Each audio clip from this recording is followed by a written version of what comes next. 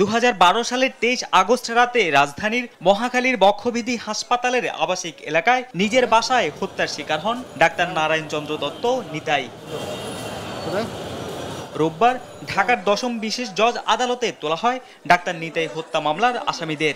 শুনানি শেষে 5 জনকে মৃত্যুদণ্ড, 4 জনকে আমৃত্যু কারাদণ্ড এবং 1 জনকে যাবজ্জীবন কারাদণ্ড দিয়েছেন বিচারক রেজাউল করিম। তার বাসায় চুরি করে এবং তার সর্বোচ্চ স্বর্ণালংকার টাকা পয়সা নিয়ে যায় এবং তাকে হত্যা করে।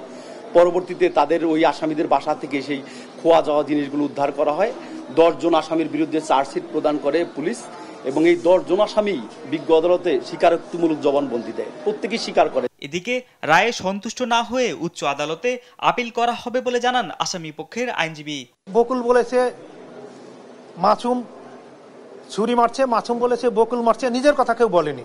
আমরা মনে করি যে এই রায়টা যথাযথ এবং সঠিক হয় নাই। আমরা উচ্চ আদালতে আপিল করব, আপিলে আমরা ন্যায় বিচার পাবো বলে আমি বিশ্বাস করি। 2012 সালের 23 আগস্ট হত্যাকাণ্ডের পরদিন বনানী থানায় হত্যা মামলা করেন স্বাধীনতা চিকিৎসক পরিষদের নেতা ডাক্তার নিতাইয়ের বাবা।